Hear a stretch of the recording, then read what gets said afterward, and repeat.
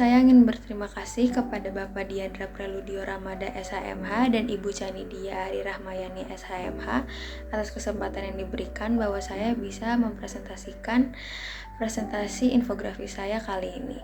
Assalamualaikum warahmatullahi wabarakatuh. Perkenalkan, nama saya Adinda Najwa Ramadhani dari Rombel 18 dengan NIM 2408010-843. Hari ini saya akan mempresentasikan tentang pengaruh hukum Islam terhadap hukum nasional. Peranan hukum Islam terhadap hukum nasional dapat dilihat dari dua sisi, yaitu mengenai sisi hukum Islam sebagai salah satu sumber pembentukan hukum nasional dan sisi diangkatnya hukum Islam sebagai hukum negara dalam arti sebagai hukum positif. Yang pertama, hukum Islam sebagai sumber pembentukan hukum nasional. Hukum Islam mempunyai pengaruh yang kuat terhadap pembentukan norma dan nilai hukum nasional, sehingga menciptakan kerangka hukum yang mencerminkan identitas dan kebutuhan masyarakat, terutama di negara-negara dengan populasi muslim yang signifikan.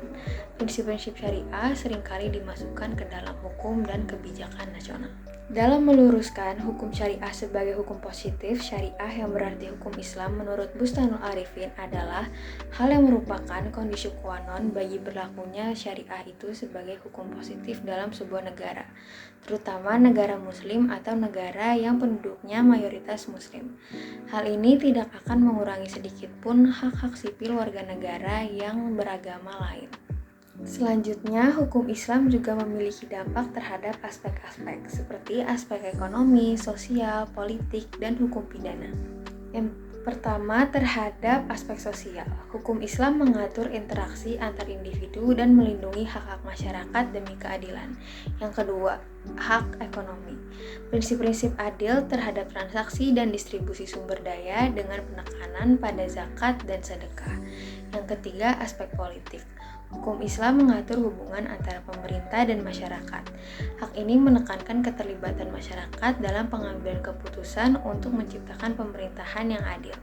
Dan yang terakhir adalah hukum pidana Islam, yang menentukan aturan mengenai kejahatan dan hukuman yang bertujuan untuk menjaga ketertiban sosial dan memberikan sanksi kepada pelanggar hukum. Dan yang terakhir ada contoh pengaruh hukum Islam dalam pengaruh hukum Indonesia.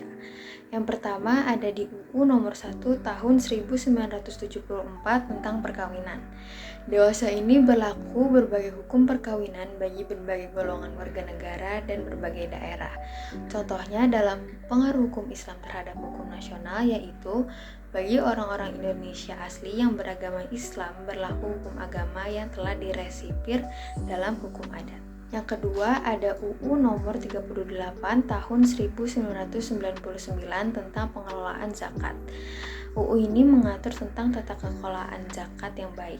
Ketentuan ini diatur dalam beberapa buku fikih. Undang-undang ini merupakan kontribusi hukum Islam dalam ikut serta meningkatkan kesejahteraan bangsa Indonesia. Yang ketiga ada kompilasi hukum Islam atau KHI, sebuah kumpulan dari hukum materi yang dijadikan pedoman bagi para pihak dalam pengambilan putusan di peradilan agama.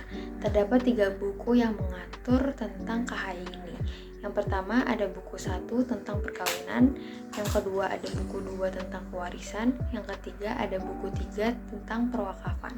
Selanjutnya, contoh yang lain adalah UU nomor 17 tahun 1999 tentang penyelenggaraan ibadah haji, di mana UU ini mengatur segala ketentuan tentang penyelenggaraan ibadah haji dan umroh telah diatur oleh negara.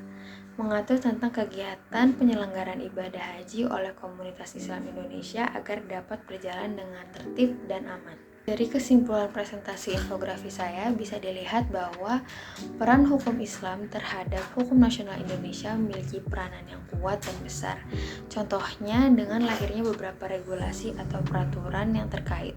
Contohnya tentang peraturan hukum keluarga, wakaf, transaksi syariah seperti zakat atau sedekah. Dan hal itu memiliki dampak yang besar bagi hukum nasional Indonesia. Sekian dari saya, maaf apabila ada kesalahan kata ataupun perbuatan. Terima kasih. Wassalamualaikum warahmatullahi wabarakatuh.